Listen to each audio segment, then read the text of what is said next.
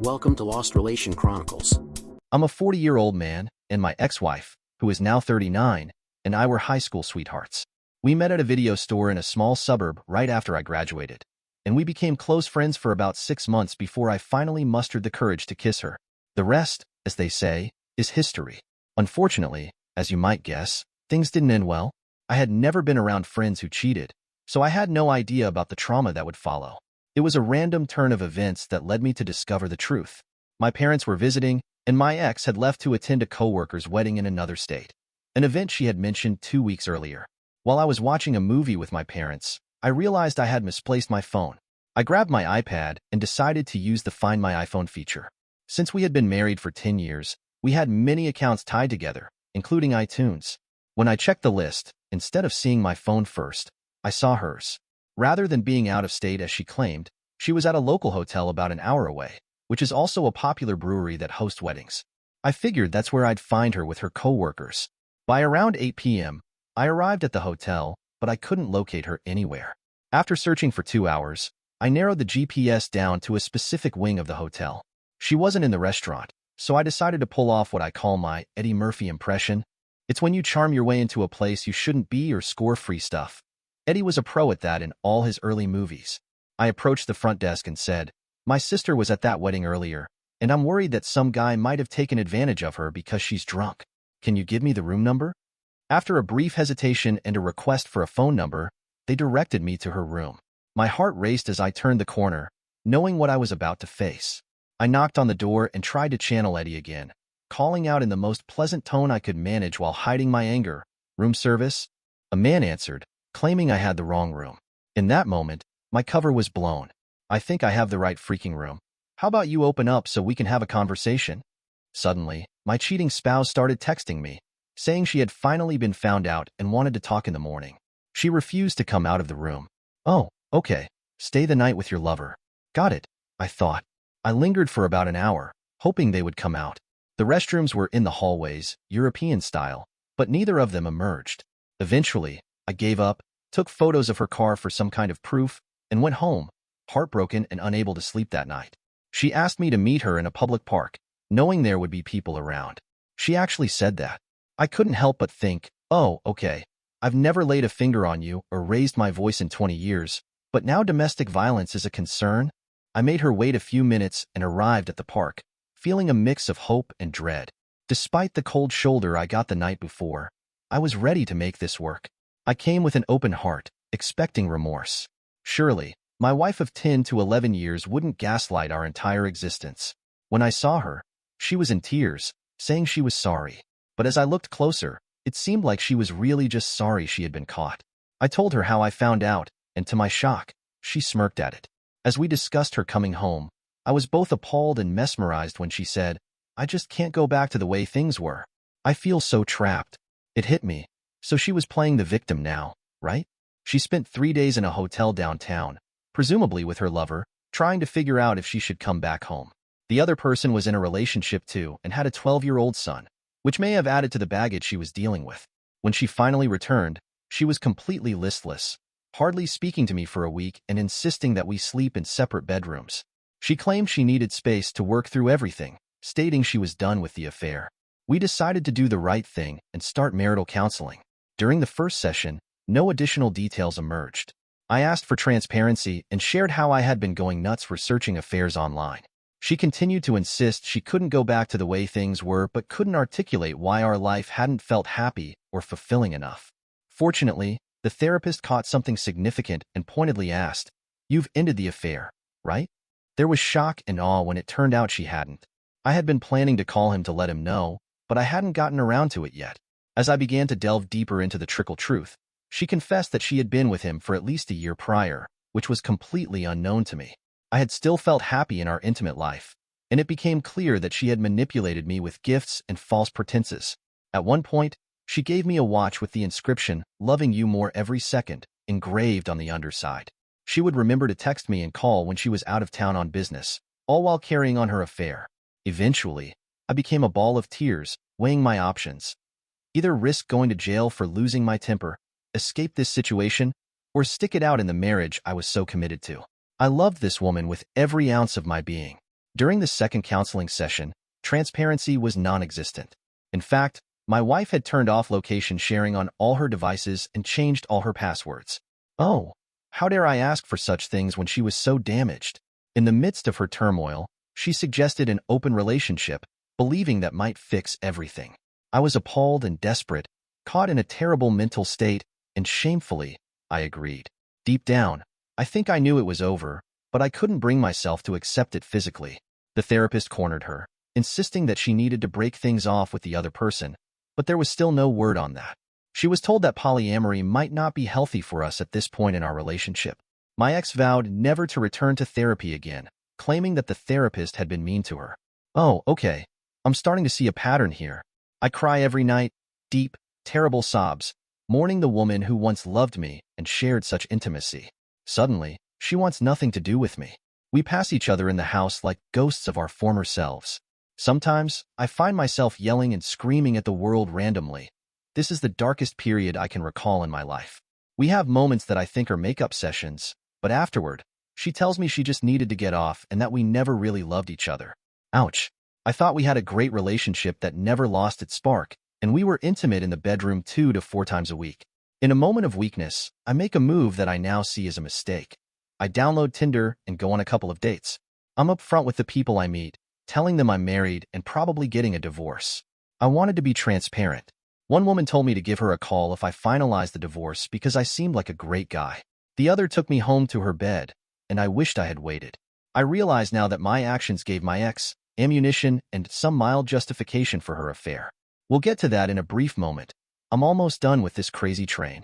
That same weekend, she goes on an overt camping trip with her affair partner, telling me about it in the name of transparency while refusing to validate anything else I'm asking. This setup only deepens my feelings of worthlessness and contributes to my decision to sleep with a Tinder fling. By Monday, I've had enough. Astonishingly, I'm still willing to work through this and repair the marriage that feels non-existent. While she's on a business trip, I find myself in a state of complete uncertainty. There's absolutely zero trust left. I call her and demand that she leave this man and commit to loving me, insisting that she rebuild the trust immediately or I'm leaving before she gets home. She responds that she just isn't sure she can do any of those things. It's no longer a marriage, but a disaster that needs a cleanup crew. While she's away, I pack all my necessary belongings, grab the dog, and move in with some friends. She really didn't think I'd follow through. That night, she calls me sobbing, asking why I moved my stuff out. It's been a total trip to crazy town. I tell her she better act soon. After nearly 2 months of dealing with this, she needs to make a decision. I can no longer live in this situation, and I warn her that time is running out. More than likely, I won't be around in 2 months or less. I'd probably be firmly planted in the divorce camp by now, given that she had done nothing to work toward my decision and only made abusive comments with her selfishness and endless need for validation from other men. When I confronted her about the affair, she told me it was my fault for finding out. In her words, she wasn't looking for a way out. She would have happily played the good housewife role for the rest of our lives if I had just kept my mouth shut. I was sickened and almost driven mad by what I heard on that call. Who was this person I thought I knew? The one I had shared my life with? How could she value me so little, treating me like a disposable object, only there to fulfill her wants and desires? She backpedaled and claimed that this could be a good thing, that we could grow into something new and go on dates together, excited to see each other again. If it was meant to be, she said, we'd get back together. Seriously, what the hell? Even in this state, I knew that relationships require effort and that love is a practice, and I was getting none of that from this horrific shell of a human being. About a week later, I tried to meet up with her. She said she wanted to discuss the divorce, but it quickly turned into her wanting to flirt with me while simultaneously controlling my advances. She'd say how much she cared about me, but if I tried to touch her leg, she would insist that she wasn't ready for that yet.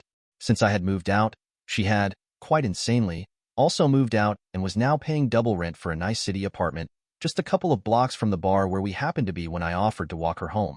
She scoffed at my offer and said she'd be fine, also insisting that she wasn't ready for me to see her new place. Oh, okay.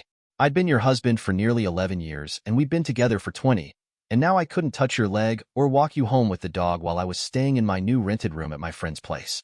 That night, I bit the pillow hard and sobbed harder than ever before. This wasn't just a fleeting moment of pain. I knew, deep down, that it was truly over. The woman I loved was gone. Maybe the rose-colored glasses had finally lifted, but I understood it would be in my best interest to never interact with this person again and to cut her out of my life completely. I knew I made a mistake, and a lot of people will call me a weak chicken, more likely a simp. As my therapist and many others have told me, I was the lobster in a pot, oblivious to the red flags around me. I didn't see the warning signs when she belittled my friends or claimed her friends hated me. I ignored the alarms when she bought me clothes and paraded me around like a trophy.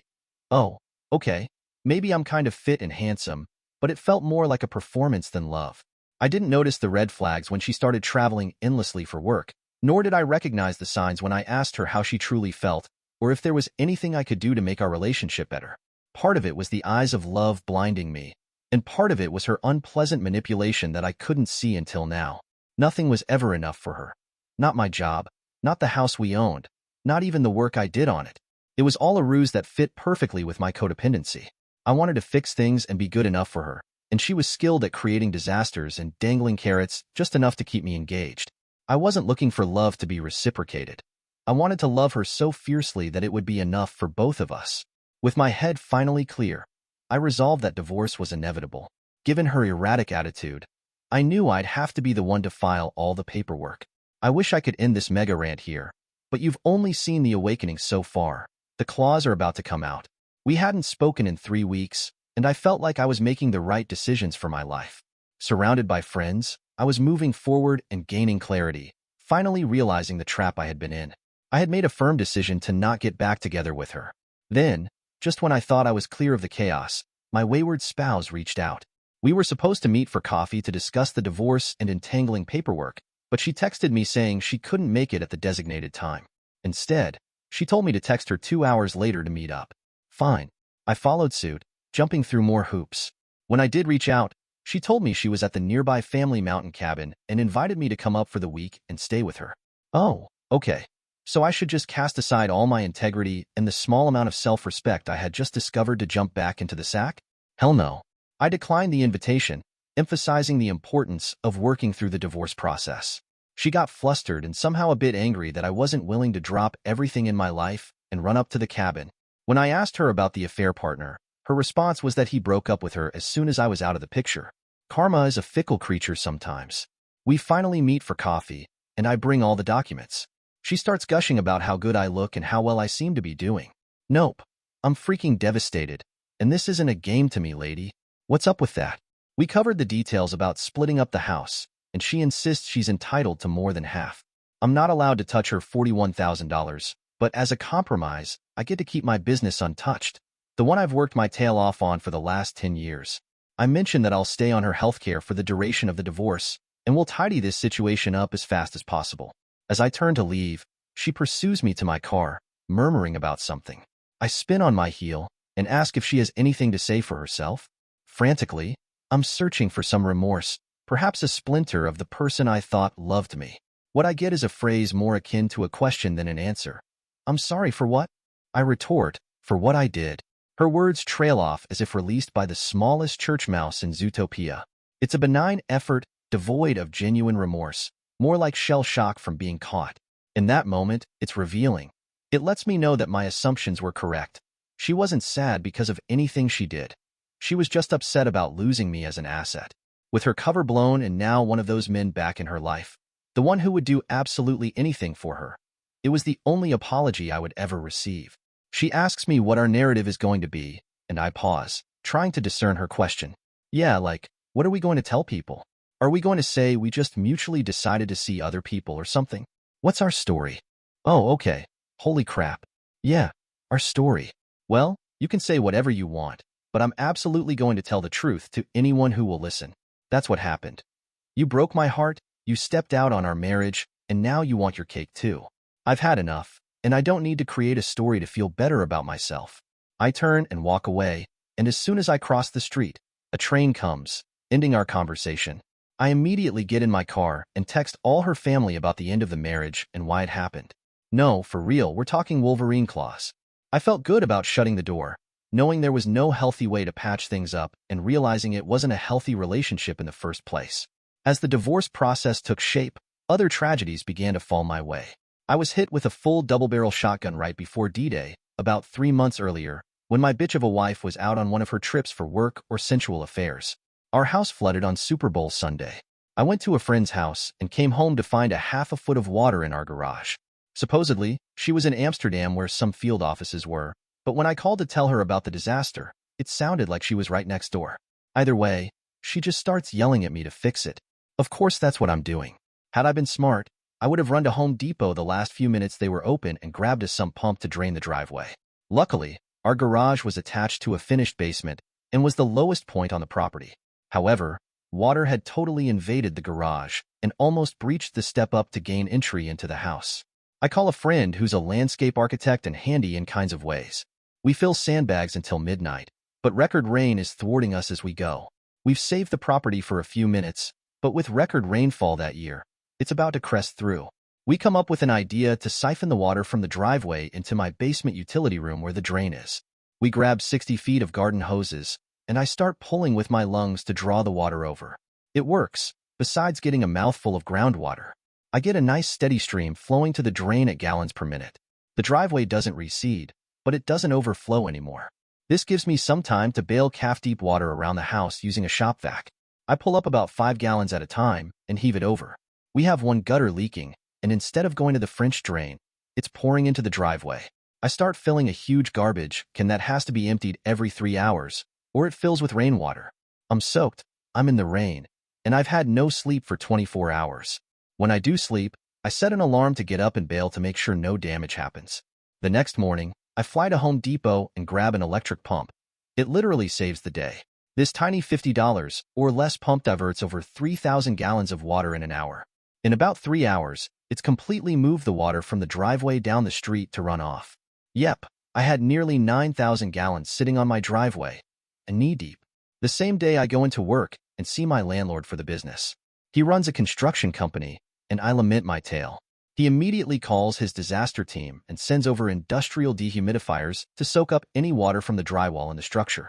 I leave these running for a couple of days, and the pump is still going in the driveway. When my soon-to-be ex-wife comes home, she starts to tell me that I was stressing her out with this situation and that I should have waited to tell her when she got back. Oh, okay. Thought you'd want to know about possibly losing the house and almost causing $40,000 in potential damages.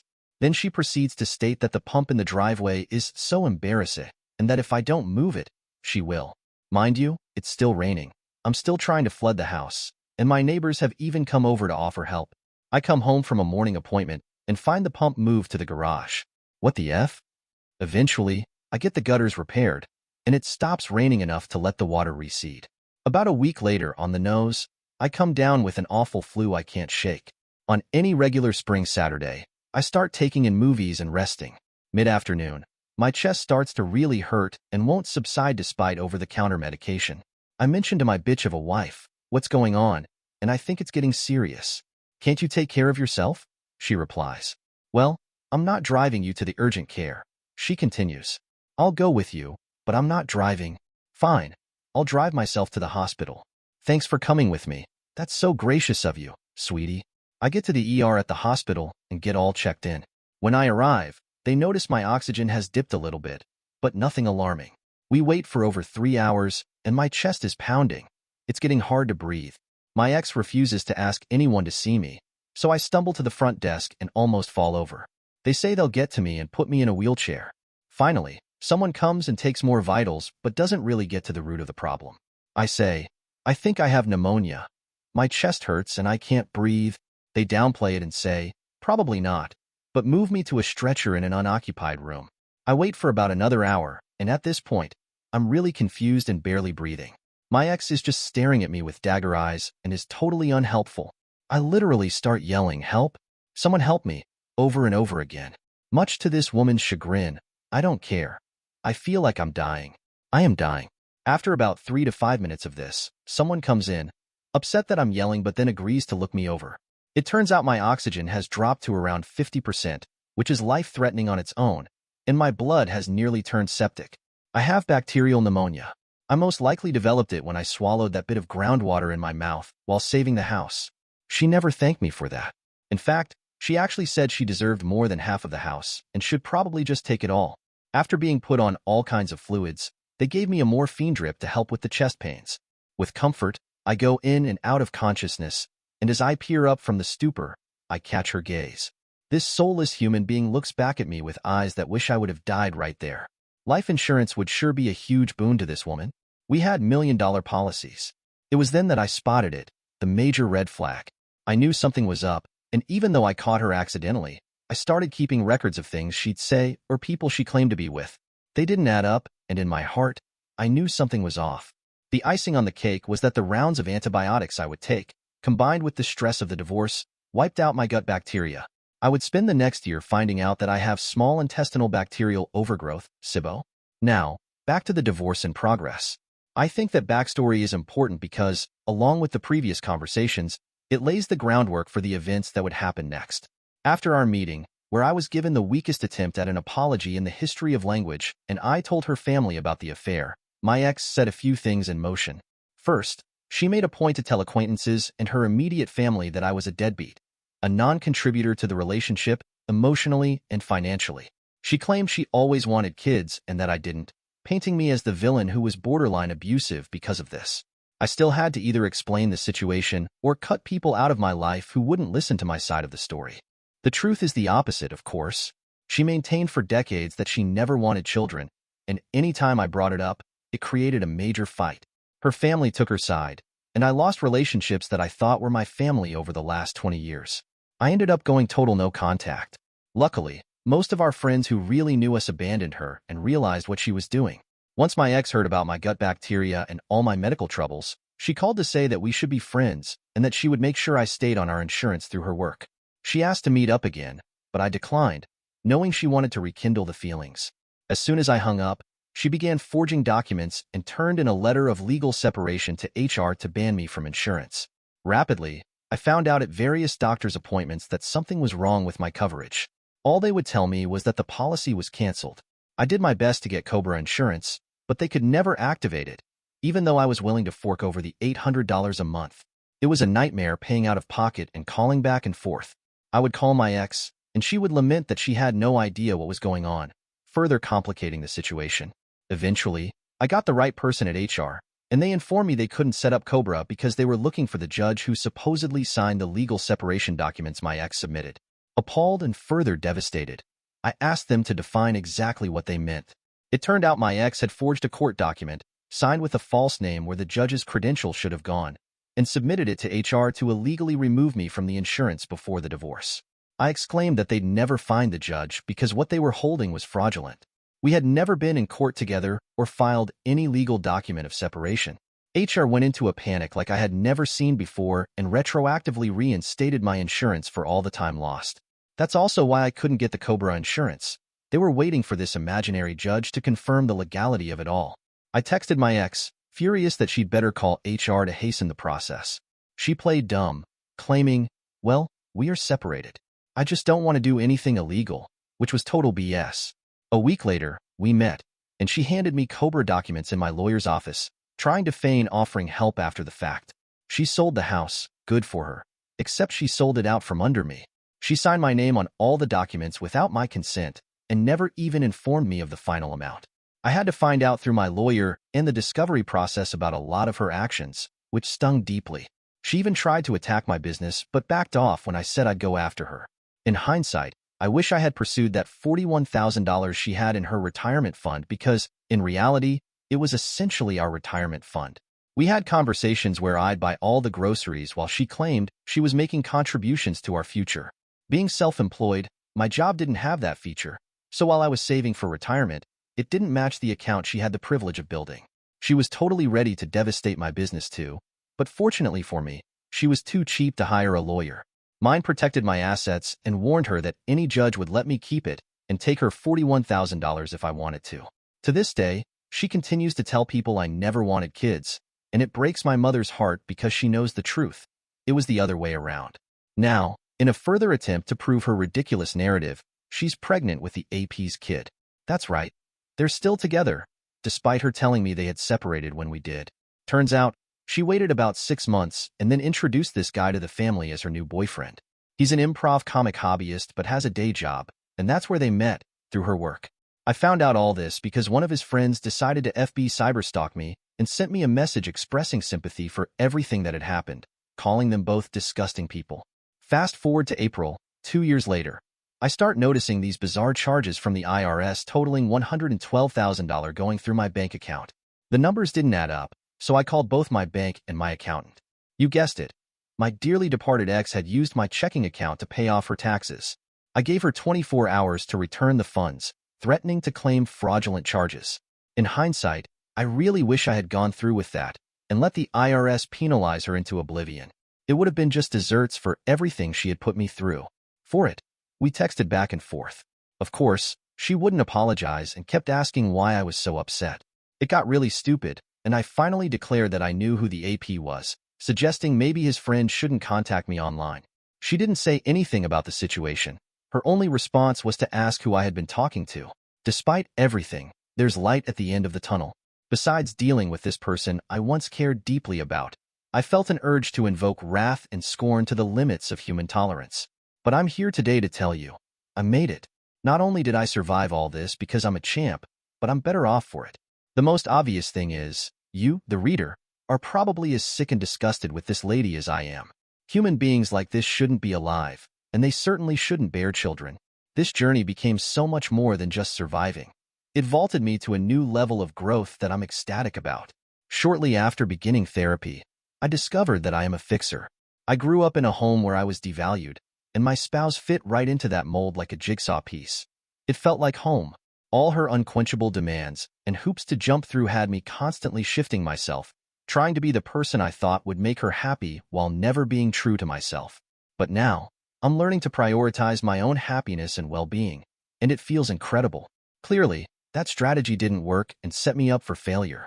I was donating love without ever considering if I would receive it in return. One of the toughest lessons I had to walk through was separating my ex from my own self-worth. I had loved her for so long and so genuinely that I had tied a certain amount of my self-worth to our relationship. When that bond was severed, I unknowingly felt like my value had diminished, as if I needed to prove myself to her to be worth anything at all. What a tragic realization that was. I couldn't even put my finger on it until recently. Without knowing myself, I never learned to be comfortable in my own wants, goals, and desires. I buried all of that under the guise of trying to be good enough for others to like me. I was always outgoing and socially fun, but it didn't come from a healthy place. Now, I can see the red flags in people more clearly. I understand what I bring to the table and what I truly want in this world. In the past year, I have grown immensely in these areas. I've discovered who my true friends and family are, and I can't express how much I appreciate having them in my life. I'm no longer living for someone else's approval. Instead, I'm embracing my own value and finding joy in being true to myself. I met someone, a remarkable woman who has her priorities straight. We love each other in a fully reciprocated way. She shares in my accomplishments with pride and stands shoulder to shoulder with me through life's challenges. Her empathy and kindness create a strong foundation for our relationship, and under these values, I feel truly blessed to know her and to continue life's adventure with such a passionate partner. Recently, we bought a camper van, and for my 40th birthday, we're taking a cross-country road trip.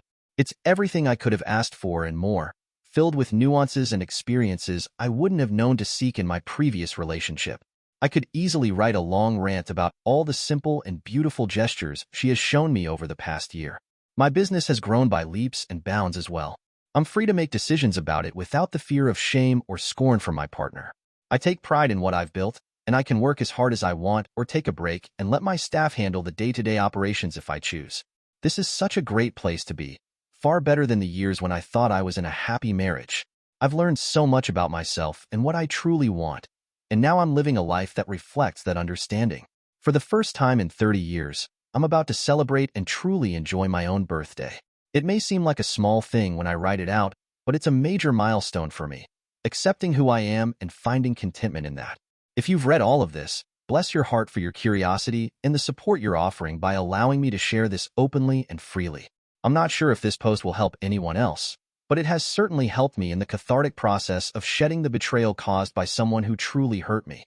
Moving forward, I feel lighter and more empowered, ready to embrace new experiences and celebrate life on my own terms. Here's to the journey ahead. Dear listeners, please share your thoughts in the comments section below and don't forget to like, share, and subscribe.